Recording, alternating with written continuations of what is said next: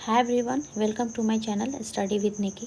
जैसा कि आप लोग जानते हैं कि शॉर्ट्स के माध्यम से आप लोग को बता चुके हैं कि आज हम लोग लाइब्रेरी साइंस में एक नया टॉपिक का शुरुआत करने जा रहे हैं जिसका नाम है ISBN। ISBN। तो सबसे पहले इसका फुल फॉर्म देखते हैं कि क्या होता है। तो फुल फॉर्म होता है इंटरनेशनल इंटरनेशनल स्टैंडर्ड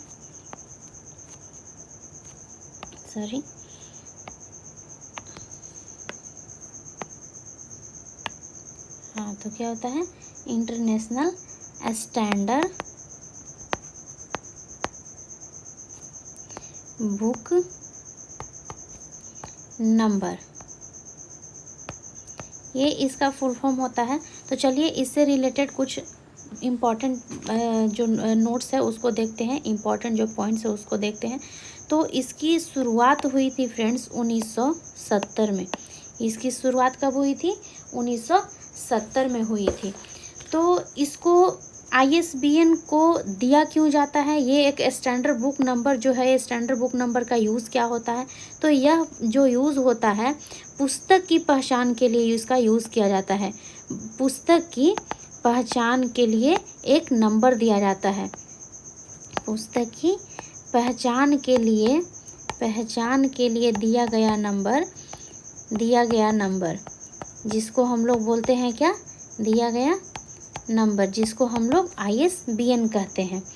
तो ISBN को अंतर्राष्ट्रीय मानक ISO के द्वारा प्रकाशित किया जाता है। इसको किसके द्वारा प्रकाशित किया जाता है? तो ISO 2018 के द्वारा प्रकाशित किया जाता है। तो ISBN का विकास सर्वप्रथम गॉर्डन फोस्टर ने किया था, जो कि 9 डिजिट का था। कौन किया था इसका सर्वप्रथम विकास? गॉर्डन, GORDEN, गॉर्डन फोस्टर द्वारा किया गया था सर्वप्रथम इसका विकास, जो कि कितने डिजिट का था? 9 डिजिट का था। 9 डिजिट का था। सबसे फर्स्ट टाइम में इसका विकास जब हुआ तो ये 9 डिजिट का था। उसके बाद फिर कहा जाता है कि फादर ऑफ ISBN जो है वो डेविड वाइटिकर को बोला जाता है। नेक्स्ट पॉइंट है कि फादर ऑफ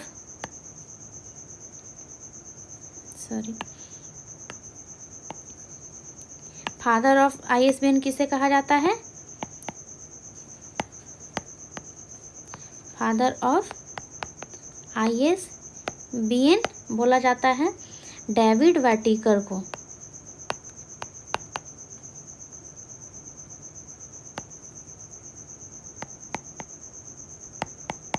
जो कि कहाँ के रहने वाले थे? ब्रिटेन के रहने वाले थे। ये ब्रिटेन के रहने वाले थे। इनको फादर ऑफ ISBN कहा जाता है।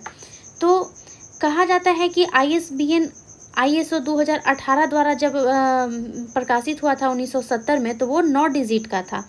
लेकिन उसके बाद क्या हुआ कि ISBN को 10 डिजिट में विकसित किया जाने लगा, जिसे अंतर्राष्ट्रीय मानक ISO 2018 के तहत प्रकाशित किया गया। 1 जनवरी 2007 को ISBN को 13 अंक का कर दिया गया था। 9 से 10 हुआ और 10 के बाद फिर 13 हुआ। जब ये 13 अंक में प्रकाशित होने लगा तो इसे 5 भागों में विभाजित किया गया। इसको भी लिख लेते हैं कि जब ये 13 डिजिट में प्रकाशित होने लगा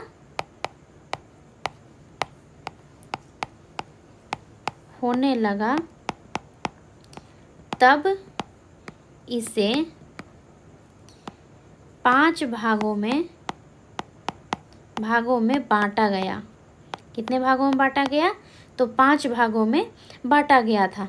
अब हम कह सकते हैं कि ये जो ISBN है 5 भाग में बांट दिया गया, तो इसका किस प्रकार से हम लोग 5 भाग में यूज़ करेंगे? उसका नाम क्या होगा? उसको कितने कितने अंकों में हम लोग मतलब विभाजित करते होंगे? ISBN को 5 भाग में बांटा गया। तो वो भाग कौन कौन से हैं फ्रेंड्स? तो पहला जो है वो होता है EAN, जिसको प्रेफिक्स बोलते हैं, प्रेफिक्स बोलते हैं। दूसरा जो है फ्रेंड्स वो है registration group, registration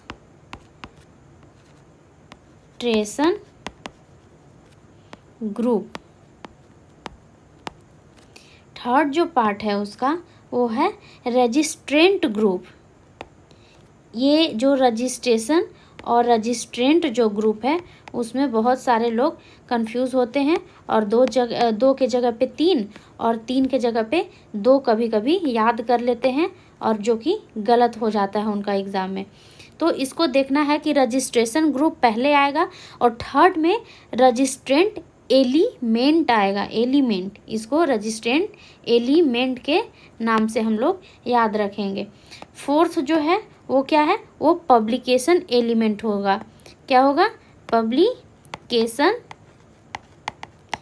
publication element के नाम से जाना जाएगा, ठीक है, एलिमेंट। और फिफ्थ जो पार्ट इसका होगा वो क्या होगा फ्रेंड्स, चेक डिजिट। तो अब देखते हैं कि ये 13 अंक का तो ये मतलब होने लगा था प्रकाशन इसका। तो ये पांचों ग्रुप को मिला करके, पांचों ग्रुप में कुछ कुछ अंक दिए गए हैं, तो पांचों ग्रुप को मिला करके 13 होता है। तो चलिए यहाँ पे देखते हैं कि प्रेफिक्स में 3 अंक दिया जाता है। प्रेफिक्स में क्या दिया जाता है, 3 अंक दिया जाता है। उसी तरह से रजिस्ट्रेशन ग्रुप जो है उसमें 2 अंक दिया जाता है। उसी तरह से थर्ड नंबर जो रजिस्ट्रेंट एलिमेंट है उसमें 4 अंक दिया जाता है। और फोर्थ जो पब्लिकेशन एलिमेंट है उसमें 3 अंक दिया जाता है। और जो चेक डिजिट है लास्ट वाला 5th नंबर, उसमें 1 अंक दिया जाता है। इस तरह से टोटल काउंट करके कितने आते हैं, तो ये 30 अंक आ जाते हैं, 30 डिजिट हो जाते हैं, जो कि 5 भाग में प्रकाशित किया गया है।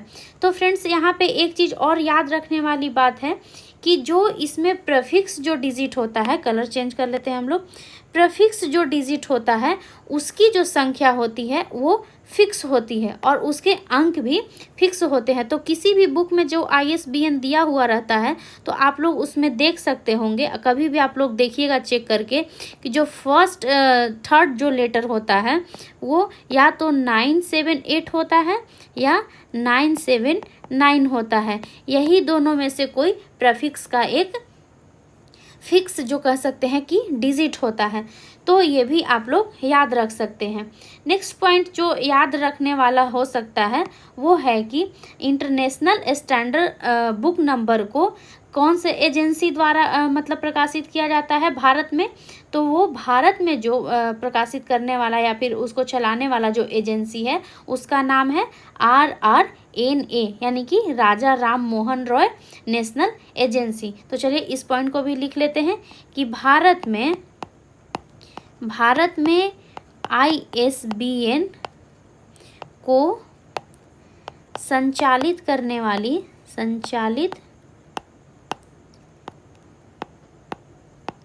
वाली संस्था कौन सी है, करने वाली एजेंसी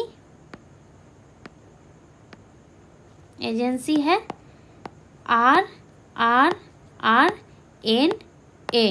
RRNA द्वारा भारत में संस्था ISBN को चलाया जाता है। और नेक्स्ट है कि इंटरनेशनल जो ISBN का एजेंसी है वो कहाँ पे है, तो वो लंदन में है। International ISBN agency, national ISBN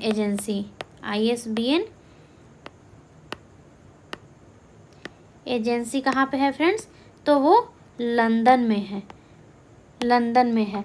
तो ये है ISBN का जो मतलब कुछ मुख्य जो पॉइंट होता है जो जिससे क्वेश्चन बन सकते हैं, जो एग्ज़ाम में पूछा जा सकता है।